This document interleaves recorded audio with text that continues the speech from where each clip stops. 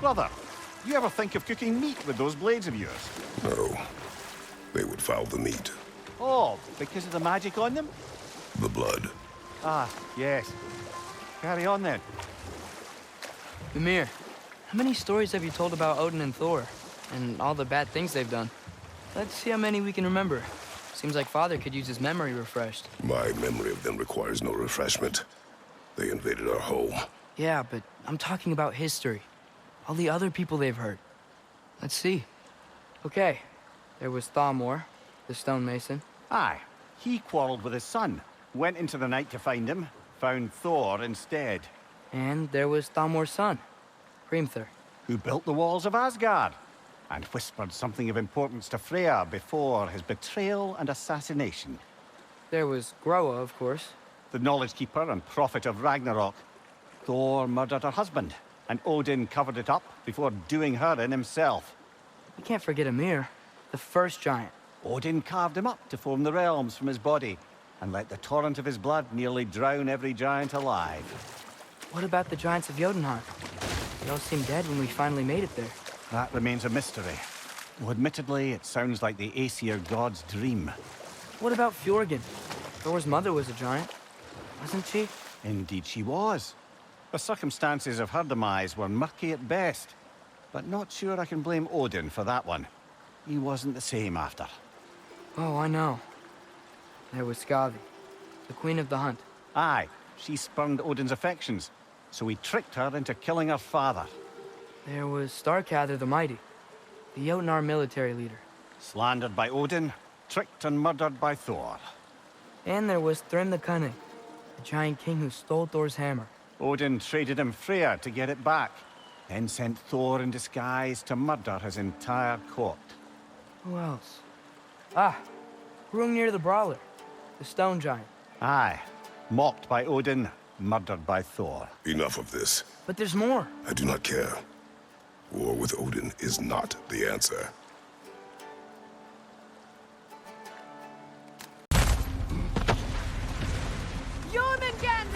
A welcome sight, but he didn't follow us from Midgard. Curious. He'll keep Thor busy at least.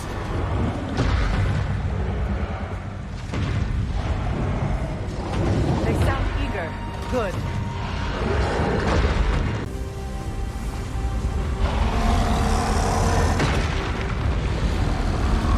There goes the Alpine reinforcements. We are running out of armies.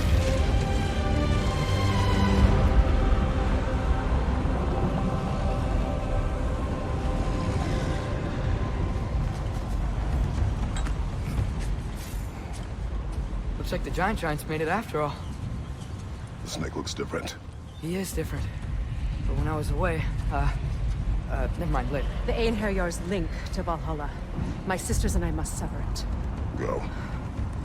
Still no sign of the dwarves. Sindri won't let us down. We have to trust him. Rally all you can.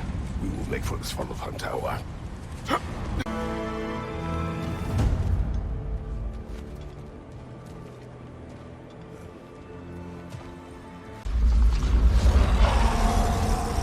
That may not be our biggest problem right now. Get back to your sister. You must hold back Ragnarok. This fight is mine. But if I could just...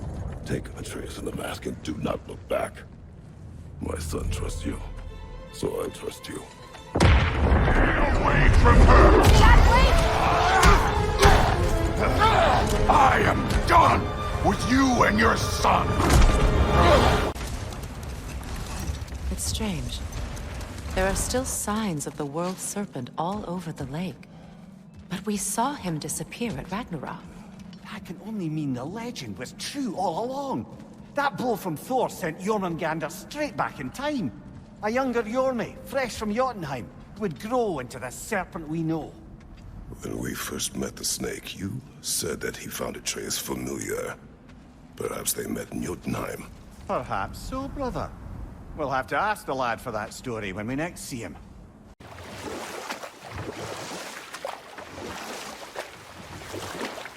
Mimir, why did you say Tyr felt responsible for what Odin did to the giants? There was an incident shortly after the forging of Mjolnir. when Tyr arranged a diplomatic meeting between Odin and the giant kings. Well, this was when the Long War was young, when victory was still a thing dreamed of and the Jotnar might have tipped the balance between Aesir and Vanir.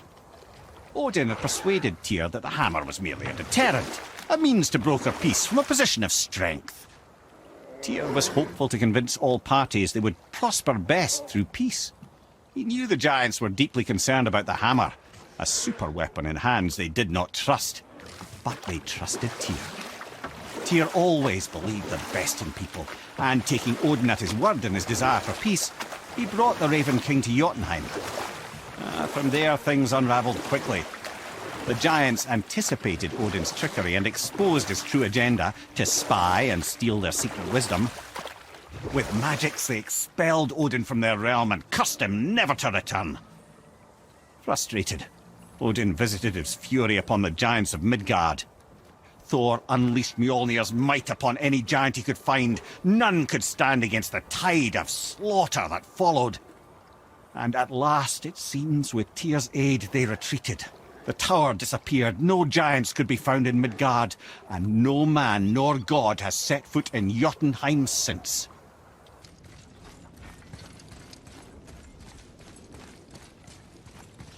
Hello? Anybody here? What is this place? They must have all come through here when they left Midgard. What was left of them. Odin and Thor, ruining everything for everybody.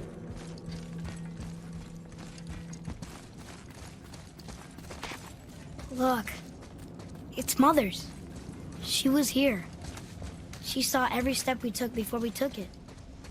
Like she was always with us. Watching over us. Leading us home.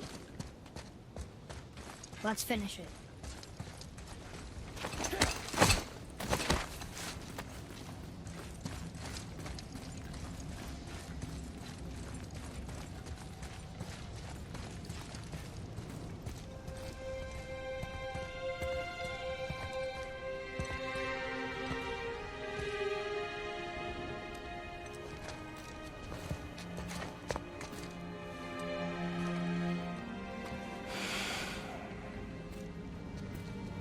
Father? No. We do it together. Son.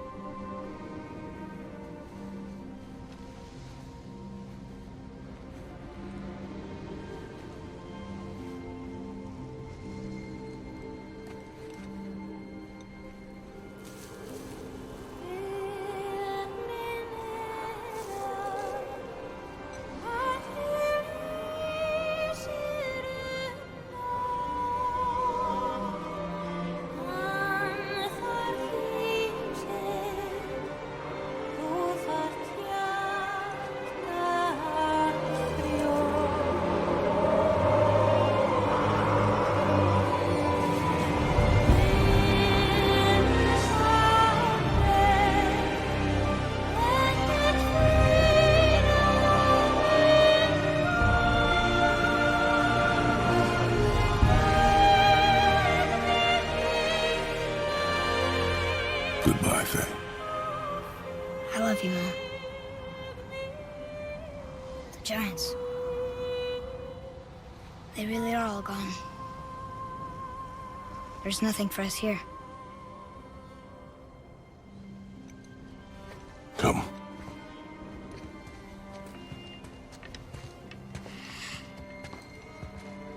So, I get that Mother was a giant, which makes me part giant and part god. And part mortal. This chisel we seek, what is it? I'm glad you asked, actually. I have just the story for you. There was a giant once named Thamur. A very giant, who, despite his mountainous size, was without question the greatest stonemason this world had ever seen.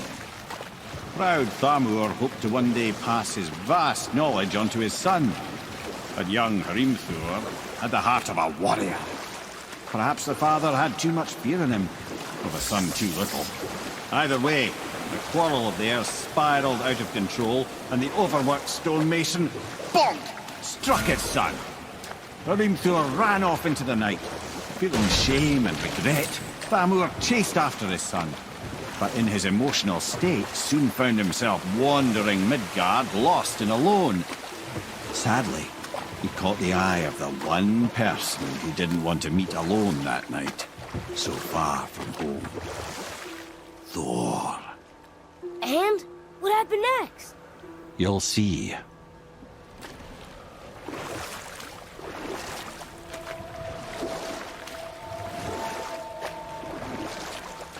Thor killed him.